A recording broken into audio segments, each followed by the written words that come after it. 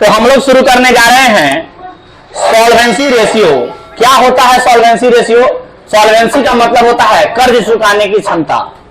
Solvency का मतलब कर्ज चुकाने की क्षमता। तो सॉल्वेंसी रेशियो ऐसे रेशियो को कहेंगे जो हमें रिलेशनशिप बताएगा कि सर क्या हमारा बिजनेस कर्ज चुका सकता है कि नहीं चुका सकता है, मतलब जो लायबिलिटी है उनका पेमेंट कर सकता है कि नहीं कर सकता है, लॉन्ग टर्म लायबिलिटी का पेमेंट किया जा सकता है कि नहीं किया जा सकता है, लॉन्ग टर्म लायबिलिटी जो बिजनेस में है उस लॉन्ग टर्म लायबिलिटी को चुकाने की क्षमता बिजनेस के पास है कि नहीं है, इस सॉल्वेंसी रेशियो में हमें तरह तरह से देखने को मिलेंगे। ठीक है सर, तो आइए सॉल्वेंसी रेशियो का मतलब लिखते हैं।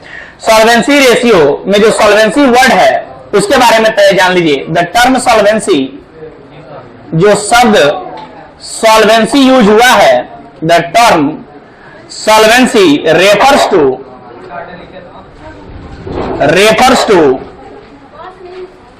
द एबिलिटी, refers to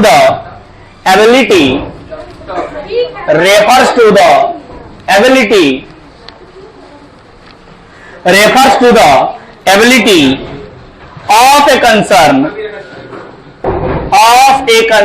यानी एक बिजनेस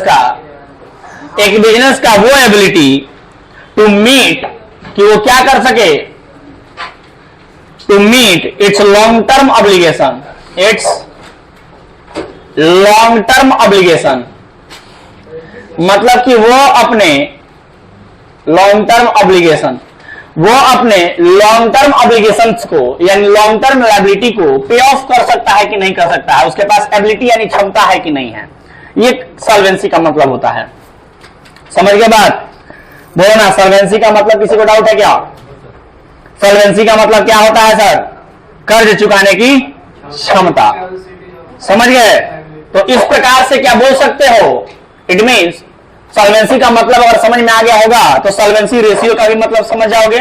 बोलो ना, तो लिखेंगे सॉल्वेंसी रेशियो के बारे में कि सॉल्वेंसी रेशियो इंडिकेट्स, क्या इंडिकेट करता है यानी क्या दिखाता है? इंडिकेट्स या शोज, इंडिकेट करता है या दिखाता है क्या? फर्म्स एबिलिटी, फर्म का यानी बिजनेस का क्या है? एबिलिटी है कि नहीं है, यानी क्षमता है कि नहीं है, ability to meet the fixed interest, to meet the fixed interest and its cost and repayment of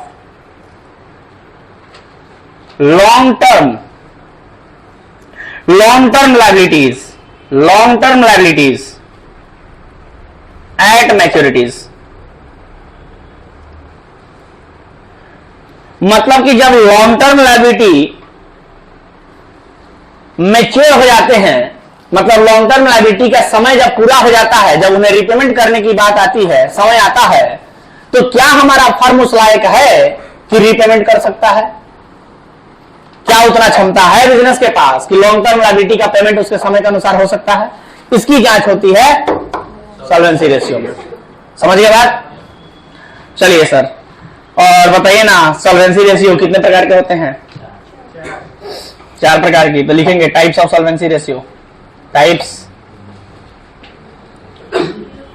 of solvency ratio, बताइएगा। टाइप्स ऑफ सॉल्वेंसी रेशियो बताइएगा सर, कितने प्रकार के होते हैं? 4 प्रकार के होते हैं। कौन कौन है सर 4 प्रकार के?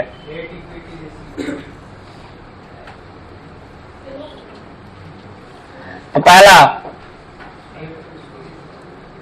डेब्ट, पहला है डेब्ट इक्विटी रेशियो, है ना सर? पहला है डेब्ट इक्विटी रेशियो, दूसरा प्रोप्राइटरी रेशियो, तीसरा बोलो टोटल एसेट टू डेप्ट रेशियो, और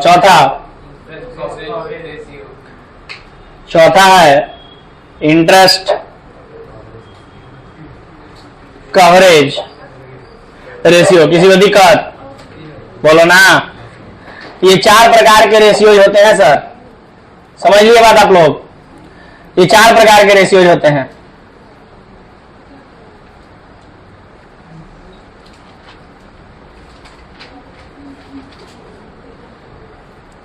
बोलो कोई दिक्कत।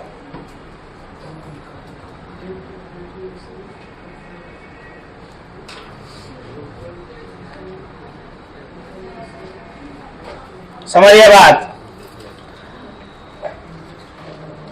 तो ये 4 प्रकार के रेशियोज होते हैं।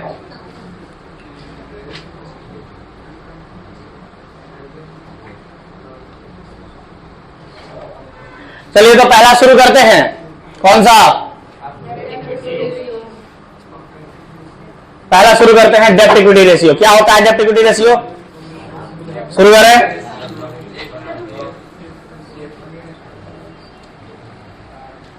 पहला हेडिंग बनाइए सभी लोग, डेप्ट equity ratio.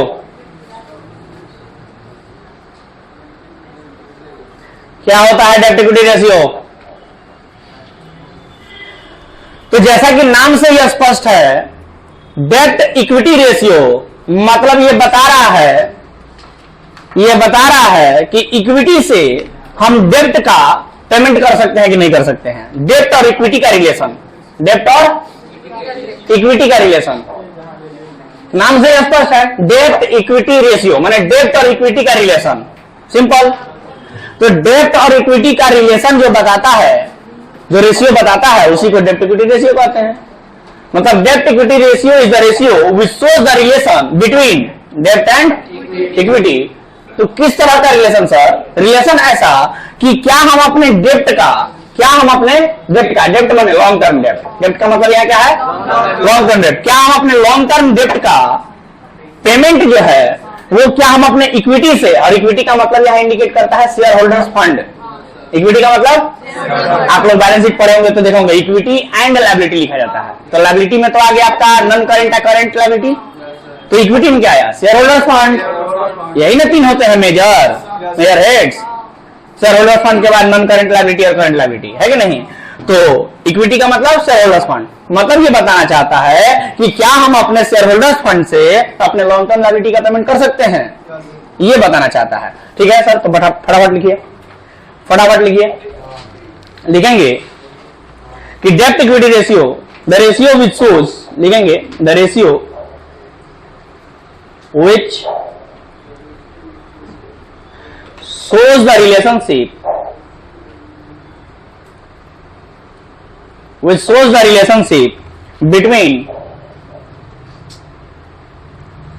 between long term debts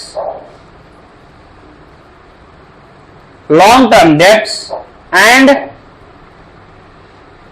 shareholders fund, है ना सर?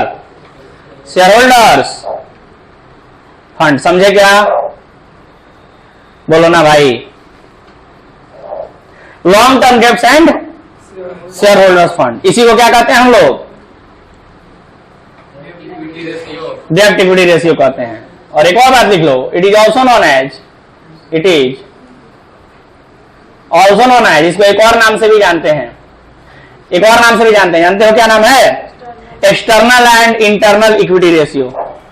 एक्सटर्नल का मतलब हो गया लॉन्ग टर्म डेट जो बाहर से लिए हैं, एंड इंटरनल का मतलब हो गया जो बिजनेसमैन दिया है, शेयर होल्डर्स लोग दिए हैं, शेयर होल्डर्स फंड। वो इंटरनल हो गए, वो लोग अंदर के हो गए। और बाहर वाला हो गया लॉन्ग टर्म डेट, जैसे डिवेंचर होल्डर हो गया, चाहे बैंक से लोन लिए हैं, ये बाहर वाले हो गए, है कि नहीं? External and internal equity ratio, external and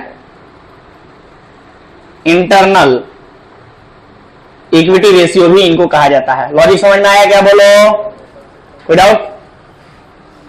external and internal equity ratio भी इनको कहा जाता है, ध्यान रहेगा, बोलो ना। चलिए सर, तो अब आगे बढ़ते हैं, इनका फॉर्मूला जान लेते हैं। डेब्ट इक्विटी रेशियो का फॉर्मूला क्या होता है? तो अभी तक तो पता चल ही गया होगा डेफिनेशन से ही, बोलो ना। फॉर्मूला डेब्ट इक्विटी रेशियो बराबर डेब्ट इक्विटी रेशियो बराबर, फॉर्मूला बता सकते हैं सर? फॉर्मूला बता सकते हैं? लॉन्ग टर्म डेब्ट, बोलो। Long term debts divide by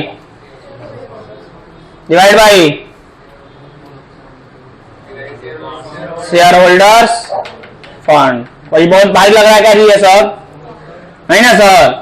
या अभी हमने कहा था external liability long term loan को, कहा था ना, लॉन्ग टर्म लोन को एक्सटर्नल लायबिलिटी बोल सकते हो, और divide by share holder fund को इंटरनल लायबिलिटी बोल सकते हो। कैसे sir? Share holders fund liability कैसे है? और पोस्ट लायबिलिटी है due to business entity concept. Business entity concept says that business and businessman both are separate, and whenever businessman invested anything in the business, it is treated as liability, and businessman also treated as creditor, internal creditor for the business. तो इसलिए हम लोग share holders fund को क्या लिख सकते हैं? Internal liability लिख सकते हैं। आया बात समझ में? इंटरनल लायबिलिटी, कोई दिक्कत? Very good sir. तो ये खत्म हुआ डेब्ट इक्विटी रेशियो। चारों के बारे में पहले बता दें, फिर एक एक क्वेश्चन कर लेंगे हम लोग चारों से, है कि नहीं? आगे एक एक क्वेश्चन करते चले, फिर करते चलते हैं एक एक क्वेश्चन, ठीक है ना? चलो अच्छा रहेगा। तो निकालो, एक काम करो, डेब्ट इक्विटी रेशियो का पहला क्वेश्चन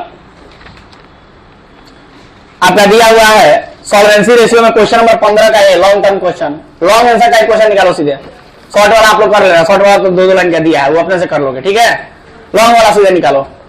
लॉन्ग वाला क्वेश्चन नंबर 15, एसबीपीटी किताब, एसके सिंह राइटर है, न्यू बुक में क्वेश्चन नंबर 15 का ए डेब्ट इक्विटी रेशियो का दिया हुआ है, पेज नंबर 323 यानी 323, 323 पेज नंबर। तो आइए करते हैं प्रैक्टिकल क्वेश्चन।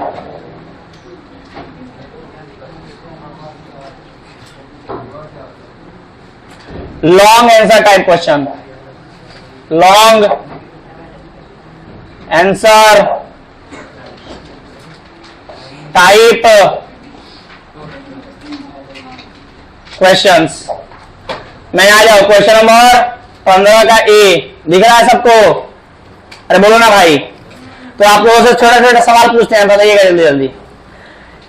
दिया है सबसे पहले, from the following a certain डेब्ट इक्विटी रेशियो, यानी दिए गए इंफॉर्मेशन से आपको क्या करना है? डेब्ट इक्विटी रेशियो निकालना है। तो कहता है इक्विटी शेयर कैपिटल, बताओ ना किसमें जाएगा? देखो, डेब्ट इक्विटी रेशियो के लिए दो इंफॉर्मेशन हमको चाहिए, एक तो चाहिए लॉन्ग टर्म डेब्ट और दूसरा चाहिए शेयर होल्डर्स फंड। तो बता देना कौन सा आइटम लॉन्ग टर्म डेब्ट में जाएगा और कौन सा आइटम शेयर होल्डर्स फंड में जाएगा। काम खत्म। तो पहला दिया है इक्विटी शेयर कैपिटल, किसमें जाएगा? Share holders fund. General reserve, sir general reserve यानी कोई भी रिजर्व एंड सरप्लस भी शेयर होल्डर्स फंड का ही पार्ट होता है, मालूम है ना? Very good sir. तो जनरल रिजर्व भी कहां जाएगा? शेयर होल्डर्स फंड में। 10% डिवेंचर कहां जाएगा? लॉन्ग टर्म लोन है सर ये। करंट लायबिलिटी ना करंट लायबिलिटी लॉन्ग टर्म कैसे हो जाएगा? बंगलोर कंफ्यूजन के लिए दिया है, वो समझ गए? करंट लायबिलिटी लॉन्ग टर्म कैसे हो गया? समझ गए बात? करंट लायबिलिटी नहीं जाएगा लॉन्ग टर्म डेब्ट में, क्लियर है बात? अगला नॉन करंट एसेट, अच्छा 15 का बी पॉइंट, सॉरी हाँ प्रिलिमिनरी एक्सपेंस दिया है। बताओ प्रिलिमिनरी एक्सपेंस क्या है? लॉन्ग टर्म डेब्ट है। प्रिलिमिनरी एक्सपेंस के बारे में मैंने बैलेंस शीट में लिखवाया था, कहीं से माइनस किया जाता है, कहां से? राइट ऑफ किया जाता है, वो बोलो ना कहां से? रिजर्व एंड सरप्लस में से। प्रिलिमिनरी एक्सपेंसेज को राइट ऑफ किया जाता है, मतलब माइनस किया जाता है रिजर्व एंड सरप्लस में से। कोई निकाल के दिखाएगा? फाइनल अकाउंट का बैलेंस शीट में रिजर्व एंड सरप्लस में देखो प्रिलिमिनरी एक्सपेंस माइनस कराए होंगे। बैलेंस शीट का फॉर्मूला दिखाओ, फॉर्मेट दिखाओ। यस दिखा?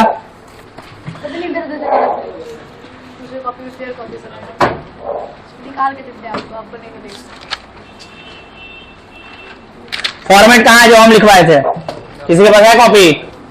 अच्छा आइटम आया इसलिए थोड़ा सा एक मिनट रुक के डिस्कशन कराते हैं। Statement of profit and loss मतलब बैलेंस शीट का फॉर्मेट जो लिखवाए थे, बैलेंस शीट का फॉर्मेट लिखवाए थे। हम चाहे तो यहां से भी निकाल सकते हैं।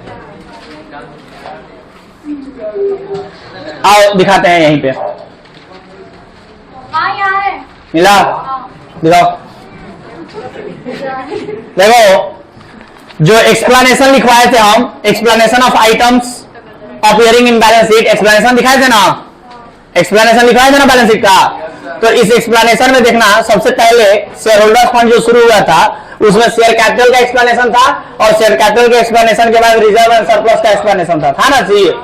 तो रिजर्व एंड सरप्लस में देखना जहां पर तुम सिक्योरिटी प्रीमियम रिजर्व लिखे हो, सिक्योरिटी प्रीमियम रिजर्व लिखे हो उसमें से माइनस हुआ है क्या? प्रीलिमिनरी एक्सपेंस माइनस हुआ है। समझ गए बात? प्रीलिमिनरी एक्सपेंस क्या हुआ है? लेस हुआ है, माइनस हुआ है। आया बात समझ में? तो प्रीलिमिनरी एक्सपेंस को रिजर्व एंड सरप्लस से माइनस किया जाएगा, ऐड नहीं किया जाएगा। क्या किया जाएगा? माइनस। चलो तो इसलिए हमने कहा था कि सर फाइनल अकाउंट जो आप लोग पढ़े हैं कंपनी का फाइनेंशियल स्टेटमेंट वो बहुत जरूरी है। वो अगर क्लियर है तो ये सब चैप्टर में दम नहीं है, नहीं क्लियर है तो हर क्वेश्चन में फंसिएगा। चलिए सर अब बताओ प्रीलिमिनरी एक्सपेंस अगर दिमाग में होगा तब नहीं सवाल बनेगा, नहीं तो भाई आंसर नहीं आ रहा है, कहीं परेशान रहेंगे। क्या है? सिंपल सा एक आइटम फंसा है, प्रीलिमिनरी एक्सपेंस को माइनस करना होता है रिजर्व एंड सरप्लस से, ध्यान में नहीं है जबकि बताया गया था, रिवीजन कीजिए इसलिए। चलिए तो प्रीलिमिनरी एक्सपेंस को माइनस करेंगे, सारे आइटम खत्म। अब जल्दी से बता दो कि हम लोग को डेब्ट इक्विटी रेशियो निकालना है, तो फॉर्मूला जल्दी से बताओ। डेब्ट इक्विटी रेशियो बराबर डेब्ट इक्विटी रेशियो बराबर लॉन्ग टर्म डेब्ट divide by share holders funds. तो चलो बता दो जल्दी से, लॉन्ग टर्म डेब्ट बराबर कौन कौन सा इंफॉर्मेशन दिया है? लॉन्ग टर्म डेब्ट बराबर क्या क्या दिया है? लॉन्ग टर्म डेब्ट में 10% डिवेंचर दिया है बस, 10% डिवेंचर दिया है बस। क्वेश्चन में यही दिया है ना, और कुछ तो दिया नहीं है। बराबर कितना रुपया है? बोलो ना, 1,50,000। Very good. चलो अगला देखो, लॉन्ग टर्म डेब्ट के बाद और क्या चाहिए तुमको? और क्या चाहिए? तो बोलो शेयर होल्डर्स फंड बराबर क्या हो जाएगा? शेयर होल्डर्स फंड बराबर इक्विटी शेयर कैपिटल, बोलो ना, equity share capital plus general reserve, बोलो ना। हाँ अच्छा, जनरल रिजर्व में से ही माइनस कर दे प्रीलिमिनरी एक्सपेंस को, तो प्रीलिमिनरी एक्सपेंस को माइनस कर देते हैं इसी में से, और फिर प्लस और कुछ दिया है? नहीं दिया है, बस इतना ही आइटम है। तो चलो बोलो बराबर इक्विटी शेयर कैपिटल कितना है? 2 लाख। अगला बोलो प्लस जनरल रिजर्व कितना है? 1,60,000 माइनस प्रीलिमिनरी एक्सपेंस कितना है? 10,000। समझ रहे हो? बराबर 2 लाख प्लस 1,50,000 बराबर कितना हुआ? 3,50,000। अब जल्दी से बता दो डेब्ट इक्विटी रेशियो बराबर, डेब्ट इक्विटी रेशियो बराबर डेब्ट बाई इक्विटी ना जी। तो डेब्ट कितना है टोटल? 1,50,000 डिवाइड बाई इक्विटी कितना है? 3,50,000 बराबर कितना हुआ? कैलकुलेटर में कोई बताएगा? देखो तो कैलकुलेटर दिख रहा है क्या बोर्ड पे? दिख रहा है साइड में? तो बोलो 1,50,000 कैलकुलेटर पे बोलो जल्दी से। 1,50,000 डिवाइड बाई 3,50,000 बराबर कितना हुआ? एक सेकंड रुक जाओ। कितना दिख रहा है? 0.4285 आंसर। मैच करो तो दिया है, कटाया है, अरे वही बात हुआ। देखो ना 4285 दिया है तो और 43 नहीं लिख सकते हैं इसको हम लोग, ये 0.43 नहीं लिख सकते हैं इसको। 2 के बाद 8 है तो 8 है का मतलब एक आगे बढ़ जाएगा, तो 2 को 3 बना सकते हैं ना। इसको ऐसे अगर फ्रैक्शन में कटाते तो कैसे कटता? 50 के पहाड़ा में 3 आ जाएगा, ये जैसे हो जाएगा 3 50 यानी 150, 50 छते कितना हो गया 350, 3 जीरो से 3 जीरो कट गया है ना सर, यानी कि 3/7 हो गया है। कितना हो गया है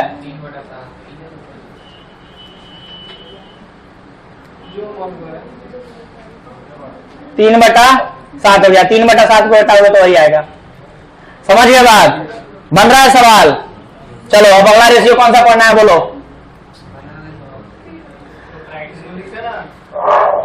जल्दी करो, कितना समय लगाओगे?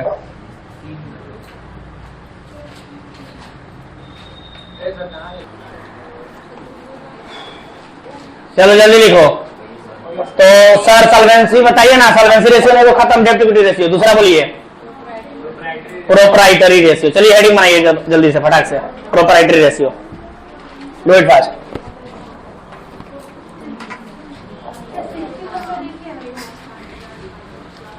सिक्सटीन नंबर, दो कंपनी का दिया है इंफॉर्मेशन, क्या दिक्कत है? और टोटल एसेट दिया है और टोटल लायबिलिटी दिया है, बहुत बढ़िया। अब प्रोप्राइटर्स फंड दिया है, तो प्रोप्राइटर्स फंड मतलब हो गया आपका शेयर होल्डर्स फंड, बोल सकते हैं इसको। तो शेयर होल्डर्स फंड तो दे ही दिया, दो इंफॉर्मेशन में से एक इंफॉर्मेशन तो डायरेक्ट दे दिया है, दिमाग नहीं लगाना है। एक और चाहिए, कौन सा चाहिए? लॉन्ग टर्म लोन्स चाहिए, मतलब लॉन्ग टर्म लायबिलिटी चाहिए आपको, है ना, नॉन करेंट लायबिलिटी भी बोल सकते हैं उसको। तो देखो लायबिलिटी साइड का टोटल क्या क्या मिलकर बनता है? माने इक्विटी एंड लायबिलिटी साइड का टोटल क्या क्या मिलकर बनता है? 3 चीजों को मिलाकर बनता है। पहला शेयर होल्डर्स फंड, दूसरा नॉन करेंट लायबिलिटी, तीसरा करेंट लायबिलिटी। तो अगर हमको ये तीनों चीज का टोटल पता है, इसमें से शेयर होल्डर्स फंड को हटा दें तो बाकी पता चल जाएगा, बाकी पता चल जाएगा, मतलब कि नॉन करेंट लायबिलिटी पता चल जाएगा। मेरे कहने का मतलब ये है कि टोटल लायबिलिटी में से अगर हम माइनस कर देते हैं शेयर होल्डर्स फंड को तो हमें नॉन करेंट लायबिलिटी मिल जाएगा। किससे? कोई दिक्कत नहीं, कोई दिक्कत नहीं है। इस क्वेश्चन में भी तो ज्यादा था, देखो शेयर होल्डर्स फंड ज्यादा है नॉन करेंट लायबिलिटी से, इसमें भी तो ज्यादा है। अच्छा एक सेकंड, टोटल ऐसे कैसे हो सकता है? इम्पॉसिबल। टोटल लायबिलिटी कम होगा, शेयर होल्डर्स फंड ज्यादा होगा।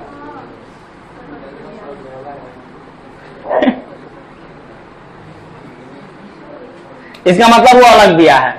इसका मतलब ये हुआ कि टोटल लायबिलिटी जो दिया है ना, वो आपको तीनों को मिला के नहीं दिया है। तीनों का मतलब share holders fund, non current liability या करेंट लायबिलिटी, तीनों मिला के टोटल लायबिलिटी नहीं लिखा है, बल्कि टोटल लायबिलिटी का मतलब हो गया नॉन करेंट लायबिलिटी और करेंट लायबिलिटी का टोटल, और शेयर होल्डर्स फंड को अलग से लिख दिया है। आया बात समझ में? मैंने 3 में से पहला जो शेयर होल्डर्स फंड होता है उसको अलग से लिख दिया है, और नॉन करेंट लायबिलिटी या करेंट लायबिलिटी को एक साथ लिख दिया है। Done sir. तो चूंकि करंट लायबिलिटी का कोई ऑप्शन दिया नहीं है, तो जो भी टोटल लायबिलिटी है उसी को हम लोग क्या मान लेंगे? नॉन करंट लायबिलिटी मान लेंगे। डन सर, बन जाएगा अब। चलिए हाँ जी सर। तो डेब्ट इक्विटी रेशियो के बाद दूसरा रेशियो जल्दी से बनाइए, टोटल एसेट टू डेब्ट रेशियो। जल्दी हेडिंग बनाइए। अच्छा प्रोप्राइटरी रेशियो पहले है, ओके। देखो तो यहां पे हम जो लिखवाए थे आप लोगों को टाइप्स में सबसे पहला डेब्ट इक्विटी रेशियो के बाद क्या है? Proprietary ratio. चलो पहले यही पढ़ लेते हैं, प्रोप्राइटरी रेशियो। हेडिंग बनाओ जल्दी से, हेडिंग बनाओ प्रोप्राइटरी रेशियो।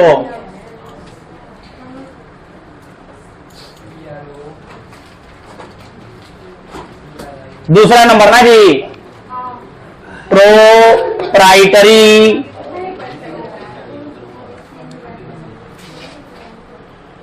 Proprietary ratio. जल्दी से हेडिंग बनाइए और लिखिए प्रोप्राइटरी रेशियो के बारे में लिखिए। क्या होता है सर प्रोप्राइटरी रेशियो? लिखेंगे इसके बारे में, लिखे क्या? बोलो ना। तो लिखेंगे प्रोप्राइटरी रेशियो के बारे में। डेफिनेशन तो बड़ा आसान है। प्रोप्राइटरी का मतलब होता है share holders fund. Proprietary fund का मतलब, अरे प्रोप्राइटर्स फंड का मतलब क्या होगा? प्रोप्राइटर का मतलब बिजनेसमैन, मालिक, ऑनर। तो प्रोप्राइटर्स फंड का मतलब शेयर होल्डर्स फंड। हो सकते हैं ना।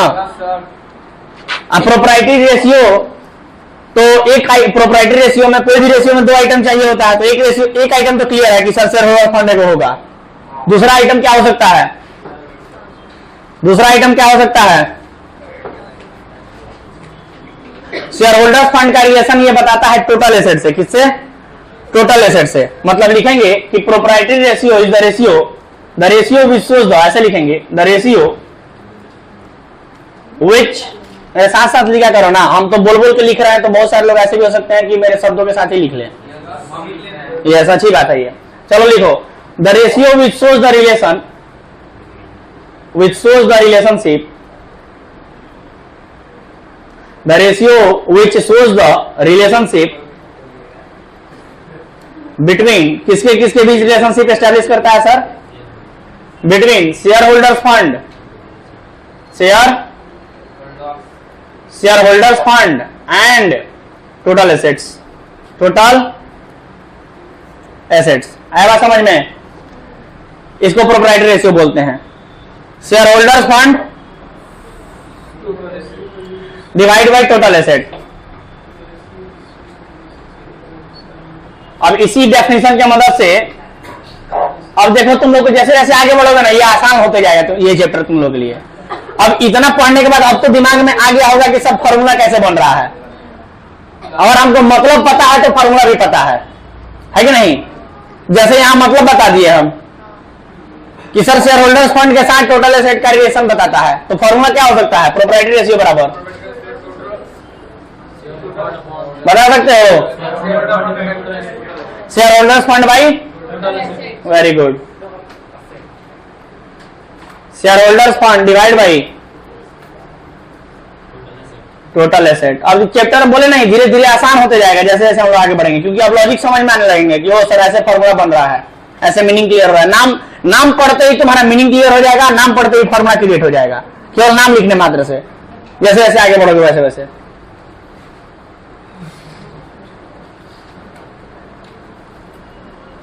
लॉजिक समझ गए?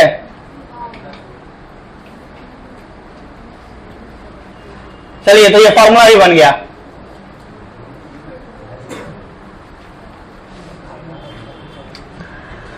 बहुत बढ़िया सर, आइए सवाल बना लेते हैं।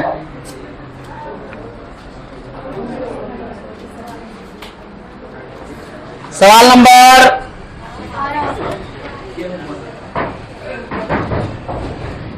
बोलो, क्वेश्चन नंबर 18। क्वेश्चन नंबर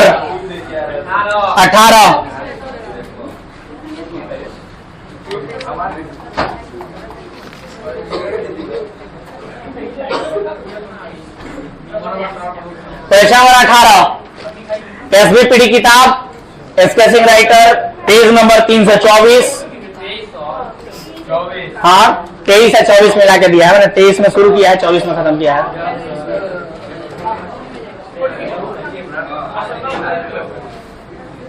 चलो, लिखा है, जरा देखना, क्वेश्चन देखना जरा गौर से, आवाज नहीं। कैलकुलेट डेब्ट इक्विटी रेशियो। क्या कैलकुलेट करना है? डेब्ट इक्विटी रेशियो। सर, डेब्ट इक्विटी रेशियो तो इसके पहले वाला टॉपिक था ना, तो वो तो हम लोग को पता है, वो तो निकाल ही लेंगे। हमें बस इस क्वेश्चन में क्या फोकस करना है अभी फिलहाल? Proprietary ratio. आप लोग घर से डेब्ट इक्विटी रेशियो बना लीजिएगा, प्रोप्राइटरी रेशियो यहां पर हम सॉल्व कर देते हैं, ठीक है? क्योंकि आगे भी तो बढ़ना है जल्दी से। तो डेब्ट इक्विटी रेशियो भी निकालना है और प्रोप्राइटरी रेशियो भी निकालना है। तो फिलहाल हम यहाँ केवल क्या निकालेंगे? Proprietary ratio. चलो, तो प्रोप्राइटरी रेशियो के लिए 2 इंफॉर्मेशन चाहिए। कौन कौन सा? शेयर होल्डर्स फंड चाहिए और टोटल एसेट चाहिए। दिया गया जो भी इंफॉर्मेशन होगा उस इंफॉर्मेशन में आप लोग बताइएगा कि कौन कौन सा इंफॉर्मेशन टोटल एसेट में जाएगा और कौन कौन सा इंफॉर्मेशन शेयर होल्डर्स फंड में जाएगा। बता सकते हैं? जल्दी बोलिए। इक्विटी शेयर कैपिटल किस में जाएगा? शेयर होल्डर्स फंड में। 6% डिवेंचर किस में जाएगा? ये इन दोनों में तो किसी में नहीं जाएगा सर, इन दोनों में तो किसी में नहीं जाएगा। लोन नहीं जाएगा, करेंट लायबिलिटी नहीं जाएगा, फिक्स एसेट टोटल एसेट में जाएगा। और करंट एसेट टोटल एसेट में जाएगा। समझ गए बात? तो बना सकते हैं। आइए सवाल नंबर कितना, आइए सवाल नंबर है 18। तो लिखेंगे क्वेश्चन नंबर 18, प्रोप्राइटरी रेशियो बराबर, अरे बोलो ना भाई। अच्छा ये काम करो, तुम लोग तो फॉर्मूला लिखा करना हर क्वेश्चन में, हम मान के चलते हैं तो फॉर्मूला हम लिख दिए यहाँ पर, है ना। तो बस हमें क्या चाहिए, शेयर होल्डर्स फंड। तो क्वेश्चन नंबर 18 में शेयर होल्डर्स फंड बराबर, शेयर होल्डर्स फंड बराबर कौन सा दिया है इंफॉर्मेशन, सिर्फ और सिर्फ इक्विटी शेयर कैपिटल दिया है। तो लिख देंगे equity share capital, equity share capital कितना रुपया, अमाउंट बोलो 8 लाख, और टोटल एसेट बराबर, टोटल एसेट बराबर fixed asset plus current asset, यही दो दिया है ना, बराबर कितना कितना दिया है, 9 लाख प्लस 7 लाख बराबर 16 लाख। अब हमें क्या करना होगा, फॉर्मूला लिख देना होगा। फॉर्मूला क्या करता है, share holders fund divide by, तो प्रोप्राइटरी रेशियो बराबर share holders fund divide by total asset बराबर, बोलोगे शेयर होल्डर्स फंड ऊपर लिखाएगा ना, कितना दिया है 8 lakh divide by total asset कितना आया है 16 लाख। बोलो तो कितना आया, बोलो ना कितना आया। यस सर, 1/2 लिख सकते हैं, या इसको 0.5:1 लिख सकते हैं, या इसको 50% बोल सकते हैं, कोई दिक्कत। आंसर हो गया सर, कोई दिक्कत किसी को, बनेगा सर, आसान है। चलो अब फिर से अगला रेशियो कौन सा बोलो, प्रोप्राइटरी रेशियो के बाद सॉल्वेंसी में 2 खत्म हो गया, तीसरा बोलो टोटल एसेट टू डेब्ट रेशियो। चलो हेडिंग बनाओ जल्दी से, टोटल एसेट टू डेब्ट ratio, do it fast. Total asset to डेब्ट रेशियो हेडिंग बनाओ।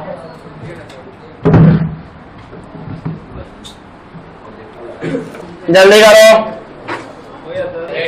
डेब्ट रेशियो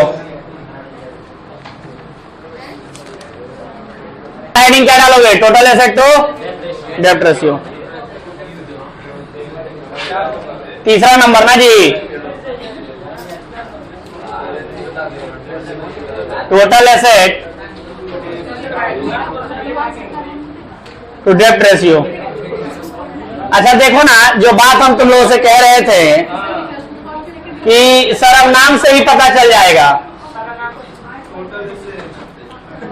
देखो ना नाम से नहीं पता चल रहा है कि डेफिनेशन क्या होगा, फॉर्मूला क्या होगा, बोलो ना। नाम से ही नहीं पता चल रहा है डेफिनेशन क्या होगा, फॉर्मूला क्या होगा। चलो वही बोल रहे थे कि धीरे धीरे आसान होते जाएगा, जैसे जैसे आगे बढ़ोगे आसान होते जाएगा। चलो बोलो क्या होगा, टोटल एसेट टू डेब्ट रेशियो क्या होता है, टोटल एसेट टू डेब्ट रेशियो क्या है, एक ऐसा ratio which shows the relationship, the ratio लिखो,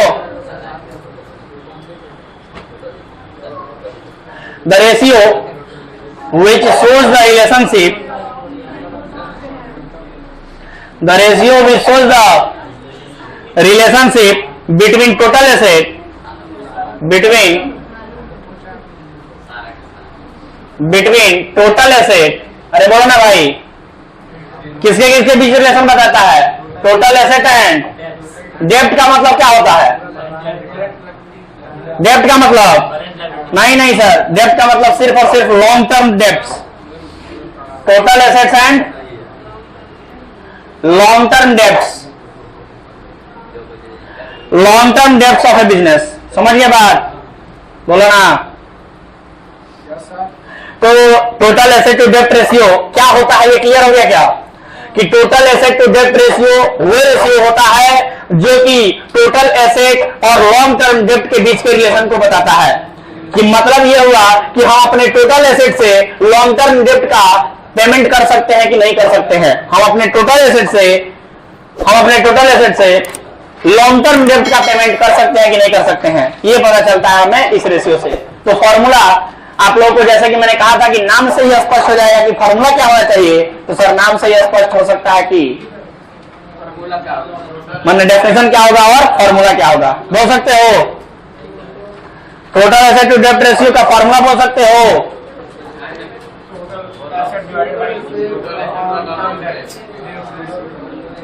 टोटल एसेट टू डेब्ट रेशियो बराबर, बोलो ना, टोटल एसेट टू डेब्ट रेशियो बराबर क्या होना चाहिए? फॉर्मूला कोई बताएगा?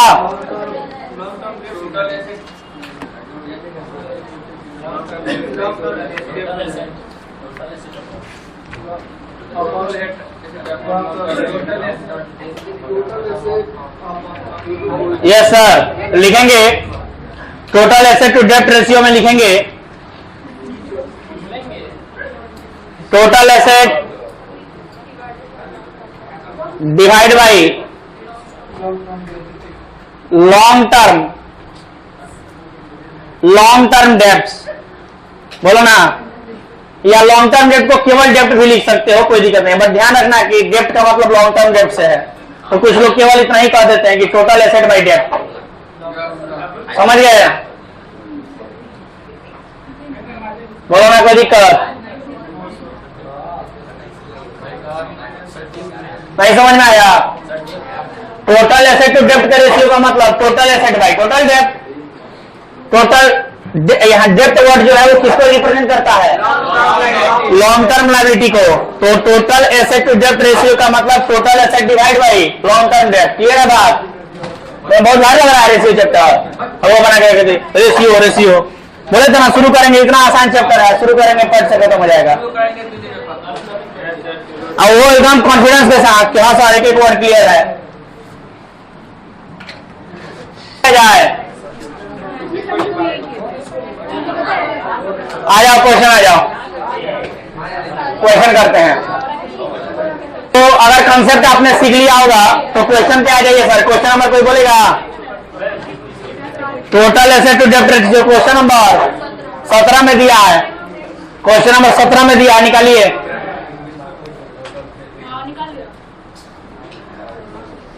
प्रैक्टिकल क्वेश्चन,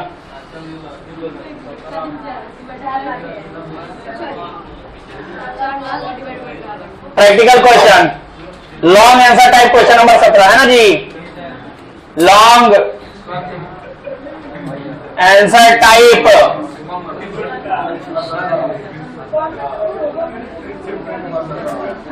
क्वेश्चंस, और इसमें क्वेश्चन नंबर कितना है? 17। चलो 17 नंबर क्वेश्चन में देखना क्या दिया है। इंफॉर्मेशन लिखा है कैलकुलेट टोटल एसेट टू डेब्ट रेशियो फ्रॉम द फॉलोइंग, यानी दिए गए इंफॉर्मेशन के आधार पे आपको बताना है कि टोटल एसेट टू डेब्ट रेशियो क्या है सर। तो चलिए जरा इंफॉर्मेशन को देखिएगा क्या क्या दिया है। शेयर होल्डर फंड दिया है, बोलो ना। तो सर टोटल एसेट टू डेब्ट रेशियो में हमको चाहिए क्या? टोटल एसेट चाहिए और लॉन्ग टर्म डेब्ट चाहिए। टोटल एसेट और लॉन्ग टर्म डेब्ट, लेकिन पहला इंफॉर्मेशन तो शेयर होल्डर फंड दिया है, उसके बाद टोटल डेब्ट दे दिया है, उसके बाद करंट लायबिलिटी दे दिया है। अरे सर टोटल एसेट तो दिया ही नहीं है, कैसे पता चलेगा? मजाक क्वेश्चन है ये, किसी का दिमाग काम कर रहा है ढंग से?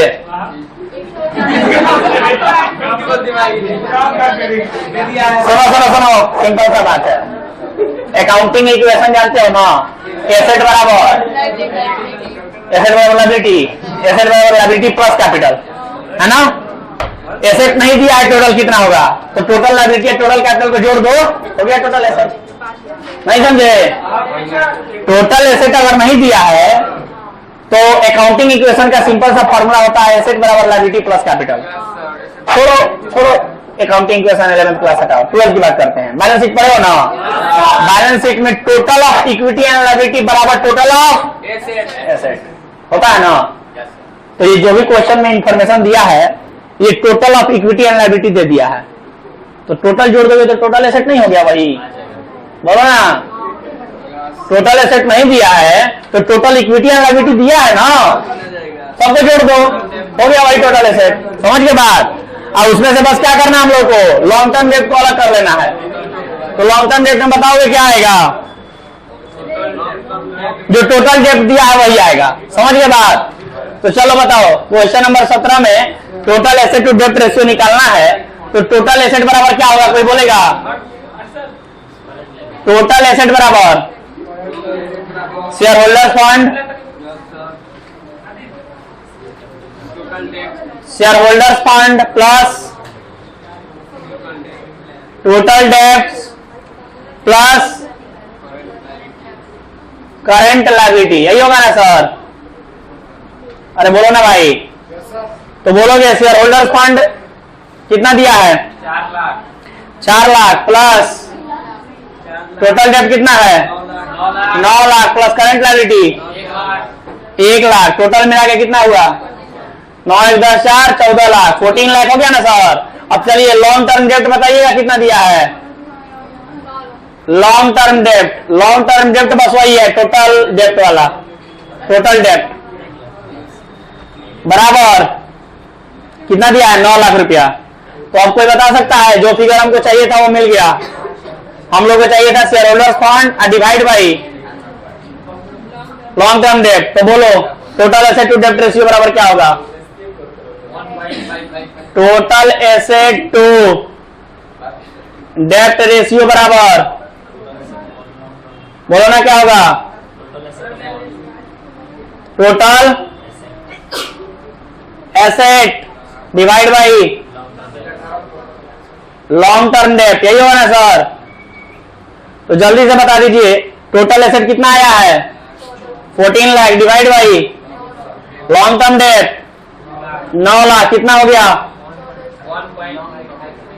बोलो ना,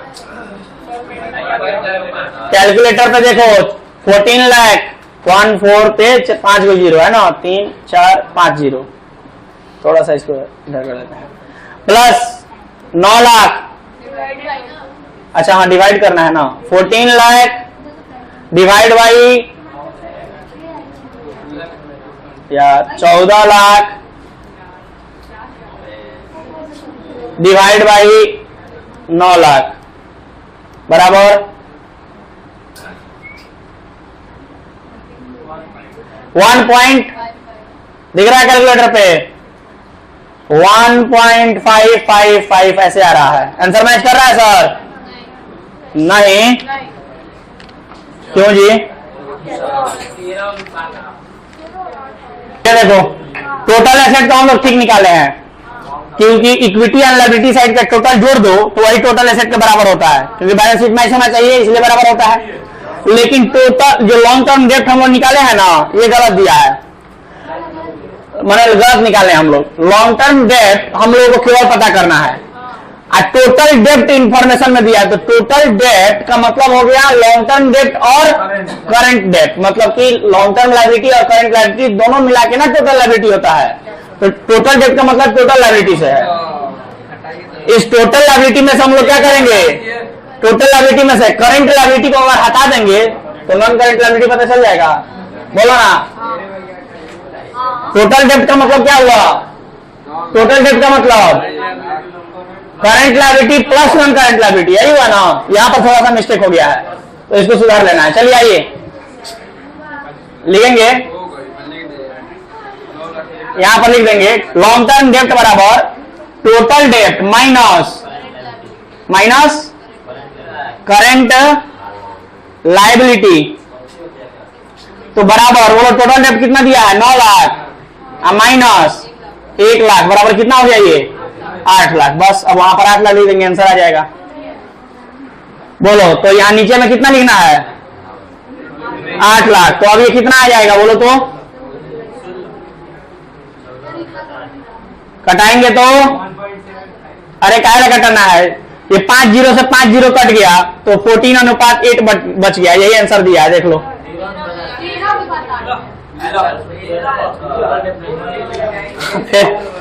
सुनो सुनो, कहाँ दिमाग है आज मेरा यार। रुको रुको,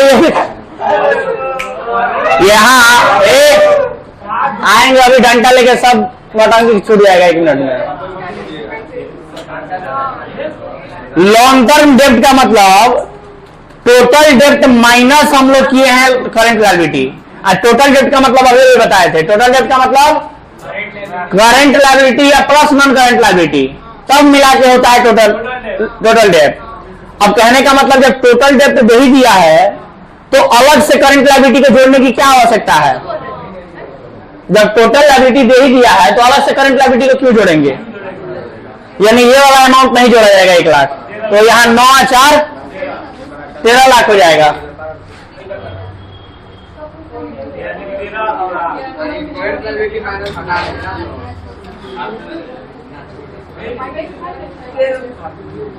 चलो हो गया।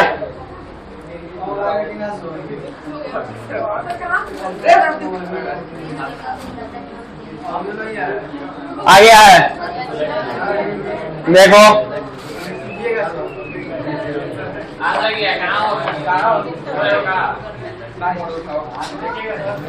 चलो अभी भी आंसर नहीं मैच कर रहा है। 13:8 को 13:8 बोल सकते हो ना, 13:8। चलो आंसर हो गया। चलो ध्यान दो, लास्ट वाला बोलो कौन सा है? Interest coverage ratio. चलो उसको एक पढ़ते हैं, do it fast. 17 number question यही से है, इसका कंसेप्ट यहां से है, इसका कंसेप्ट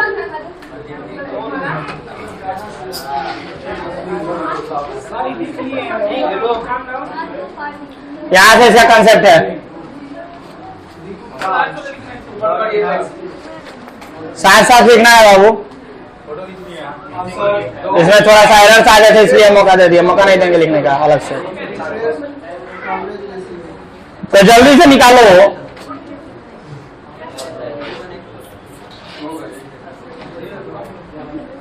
जल्दी से निकालो। चौथा नंबर सॉल्वेंसी रेशियो का चौथा पार्ट, सॉल्वेंसी रेशियो का चौथा पार्ट कौन सा है? Interest coverage ratio. तो जल्दी से निकालो, इंटरेस्ट का हेडिंग बनाइए सभी लोग, interest coverage ratio, do it fast. Interest coverage ratio,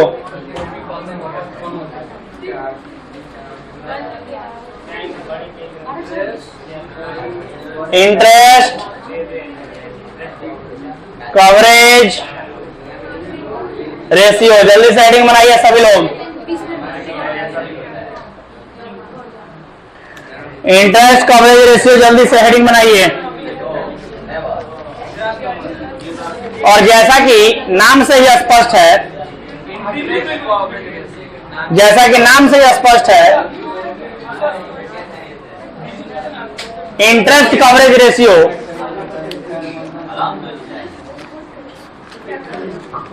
का मतलब एक ऐसा रेशियो जो हमें रिलेशनशिप बताता है किसके बारे में?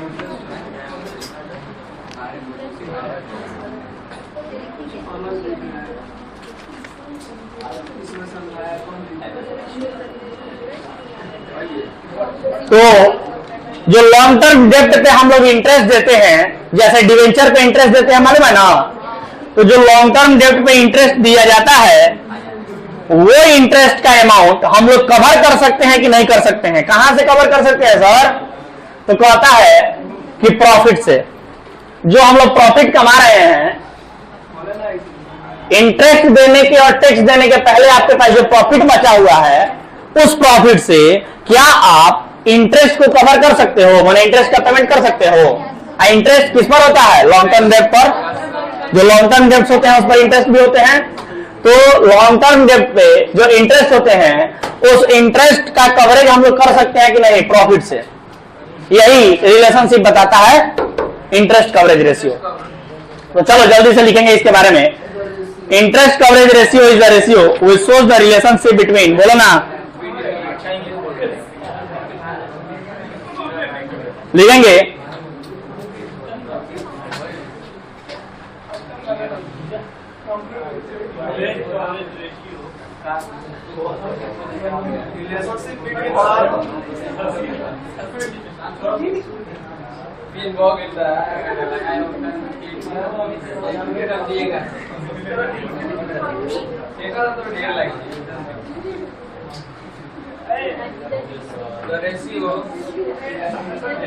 इंटरेस्ट कवरेज रेशियो के बारे में लिखेंगे।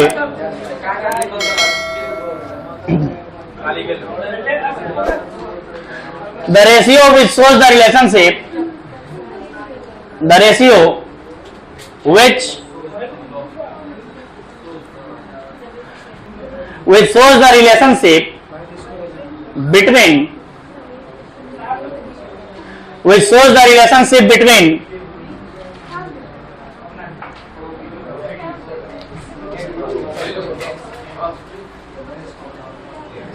profits before interest and tax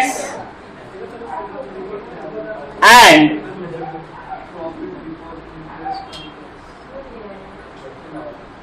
interest on long term debts.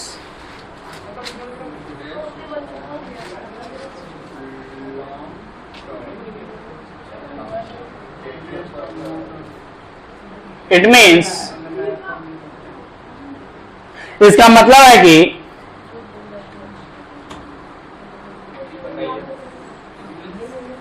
the ratio which deals with the servicing of interest on loan,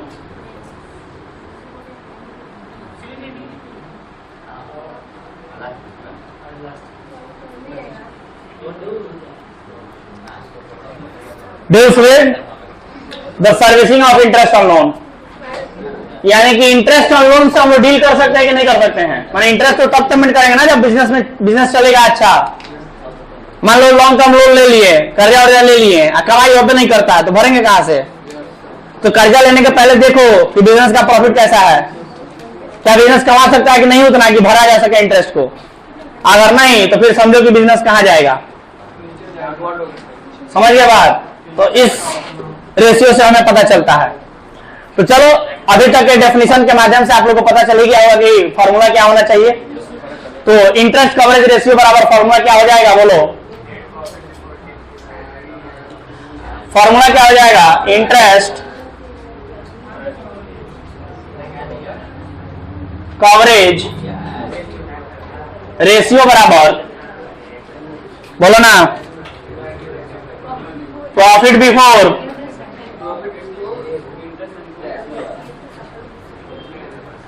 interest and tax, यानी इंटरेस्ट और टैक्स देने के पहले का प्रॉफिट डिवाइड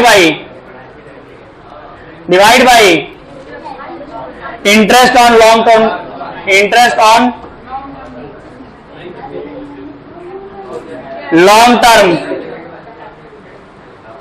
डेब्ट्स। ये फॉर्मूला होता है सर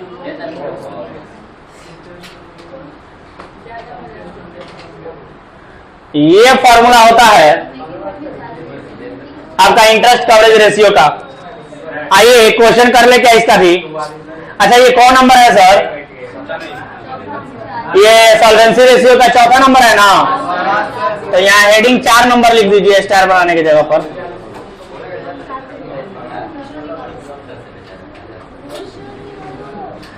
चलो अब जल्दी से सवाल आ जाओ। सवाल नंबर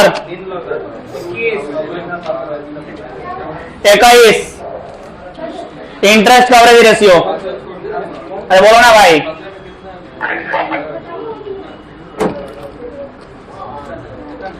इंटरेस्ट कवरेज रेशियो का क्वेश्चन है, क्वेश्चन नंबर 21। जल्दी से निकाल लीजिए सब लोग।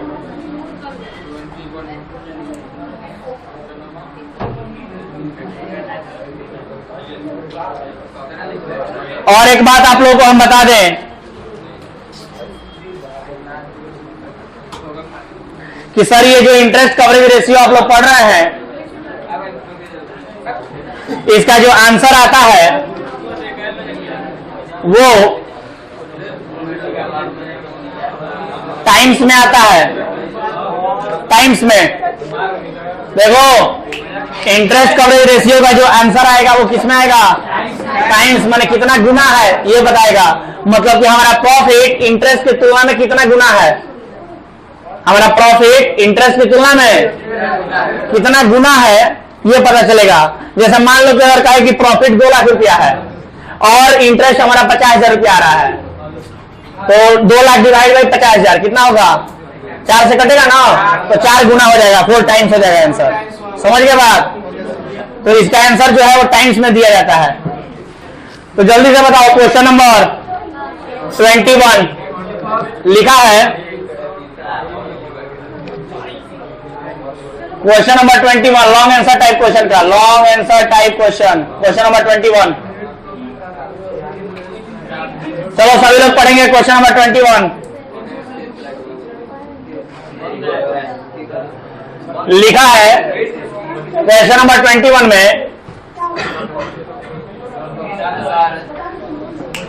आवाज नहीं, net profit after interest and tax. अरे सर, नेट प्रॉफिट हमें बिफोर चाहिए ना, बिफोर इंटरेस्ट एंड टैक्स चाहिए। इसमें क्वेश्चन में क्या दिया है? आफ्टर इंटरेस्ट एंड टैक्स, माने इंटरेस्ट और टैक्स देने के पहले का प्रॉफिट हमें मालूम होना चाहिए, और क्वेश्चन में इंटरेस्ट और टैक्स देने के बाद का प्रॉफिट दिया है।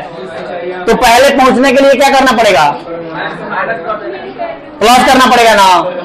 अगर हम कहें इंटरेस्ट और टैक्स देने के बाद 1 लाख रुपया बचा है, अगर इंटरेस्ट और टैक्स नहीं दिए होते तो उसके पहले प्रॉफिट कितना होता? ज्यादा होता ना।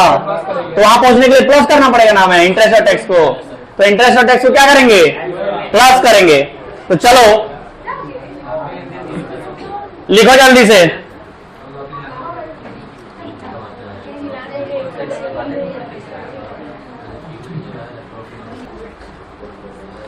इंटरेस्ट कवरेज रेशियो बराबर, फॉर्मूला तो मालूम ही है। तो चलो इंफॉर्मेशन में देखो क्या लिखा है, net profit after interest and tax लिखा है ना। अरे बोलो ना भाई, net profit after interest and tax लिखा है। उसके बाद और इंफॉर्मेशन क्या दिया है? रेट ऑफ इनकम टैक्स दिया है 40%, निकालना पड़ेगा। उसके बाद 10% मॉर्गेज लोन दिया है। मॉर्गेज लोन का मतलब हो गया एक तरह का लोन। उसके बाद 10% डिवेंचर दिया है 1 लाख रुपया, मतलब इस पे 10% का इंटरेस्ट निकालना पड़ेगा दोनों पर, कि अमाउंट कितना कितना आएगा। तो दोनों का 1 लाख रुपया दिया है, उसका 10% कितना हो जाएगा? 10,000 रुपया हो जाएगा। तो इंटरेस्ट निकल जाएगा। चलो तो बताओ तो इंटरेस्ट, चलो जल्दी से बताओ मेरे साथ। इंटरेस्ट ऑन 10% डिवेंचर बराबर कितना आएगा बोलो तो? 1 लाख रुपया इंटू 10/100 बराबर 10,000। और एगो निकालना है ना, इंटरेस्ट ऑन 10% मॉर्गेज लोन, उस पर इंटरेस्ट कितना आएगा? तो 1 लाख रुपया का 10/100 बराबर 10,000 रुपया। तो टोटल इंटरेस्ट पता चला क्या? बता सकते हो? टोटल इंटरेस्ट बराबर 10,000 जोड़ देंगे तो कितना होगा? 20,000 रुपया आ जाएगा। Done sir. तो टोटल इंटरेस्ट तो हमें पता चल गया, मतलब नीचे जो इंटरेस्ट लिखना है फॉर्मूला में, जो नीचे इंटरेस्ट का अमाउंट लिखना है वो तो पता चल गया, लेकिन ऊपर वाला अभी निकालना बाकी है, profit before interest and tax. तो चलो लिखेंगे नेट प्रॉफिट, क्वेश्चन में दिया था net profit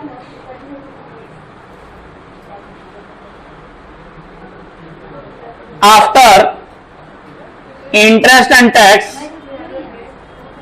after interest and tax दिया हुआ है ना, कितना रुपया? कितना दिया है जी? 60,000 दिया। ठीक से देखो, नेट प्रॉफिट कितना दिया है? 60,000 रुपया दिया है। इसमें क्या करेंगे हम लोग?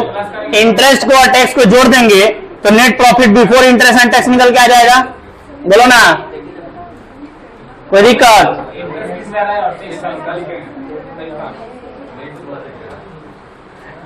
ये तो गिवन था ना सर, ये तो दिया हुआ था।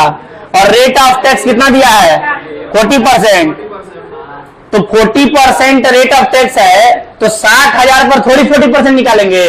टैक्स देने के बाद 40% टैक्स हम दे दिया है, उसके बाद 60,000 बचा है। तो इसका कैलकुलेशन कैसे होगा देखो, लिखेंगे पहले तो ये बता दो कि रेट ऑफ टैक्स कितना है, रेट ऑफ इनकम टैक्स कितना है, बराबर 40%। तो लिखा जाएगा नेट प्रॉफिट बिफोर टैक्स बराबर नेट प्रॉफिट बिफोर टैक्स बराबर net profit after tax into 100 divide में लिख दिया जाएगा, डिवाइड में लिख दिया जाएगा 100 माइनस रेट। तो बताओ, कोई बताएगा?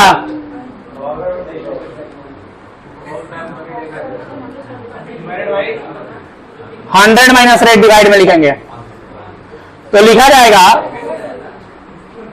नेट प्रॉफिट आफ्टर टैक्स कितना रुपया है, 60,000 इंटू 100 डिवाइड बाई 100 माइनस 40 लिखेंगे ना। तो बताओ तो कितना लिखे सर, 60 पर 3 2 5 0 हो जाएगा, डिवाइड बाई 60 कितना होगा बोलो तो? ये 60 से 60 एक बार में कट जाएगा, कितना आया? 1 लाख का टैक्स आया, इनकम टैक्स आ गया ना सर, 1 लाख का इनकम टैक्स। अब बताओ net profit, net profit before interest and tax बराबर कितना हो जाएगा? 1 लाख रुपया प्लस, बोलो ना, इसमें इंटरेस्ट जोड़ दे। अरे अभी जो 1 लाख रुपया आया है ये क्या था? Net profit before tax. तो नेट प्रॉफिट बिफोर टैक्स आ गया तो बस उसमें इंटरेस्ट जोड़ देंगे, तो नेट प्रॉफिट बिफोर टैक्स तो है ही, बिफोर इंटरेस्ट भी हो जाएगा, तो net profit before interest and tax हो जाएगा। क्लियर है बात? तो बस इंटरेस्ट जोड़ देना है इस रुपया में। कितना आया? इंटरेस्ट कितना था जी? 20,000, तो 20,000 जोड़ दो, कितना हुआ? 1,20,000। चलो फॉर्मूला पर पुट कर दो। फॉर्मूला क्या होता है बोलो इंटरेस्ट कवरेज रेशियो का? इंटरेस्ट कवरेज रेशियो का profit before interest and tax ऊपर आएगा, डिवाइड बाई इंटरेस्ट नीचे रहेगा। तो चलो बताओ profit before interest and tax कितना आया है? इंटरेस्ट कवरेज रेशियो बराबर, इंटरेस्ट कवरेज रेशियो बराबर बोलोगे net profit before interest and tax divide by interest on long term loans, यही होता है ना। तो बोलो तो net profit before interest and tax कितना आया है? 1,20,000 divide by interest on long term loan कितना आया था? 20,000। कटाओगे तो कितना आएगा? 60,000। देखो तो 6 टाइम आंसर दिया है। चलो तो ये इंटरेस्ट कवरेज रेशियो भी खत्म हो गया। मतलब हम क्या बोल सकते हैं, सॉल्वेंसी रेशियो में चारों हम लोग पढ़ लिए, खत्म। हाँ जल्दी करो।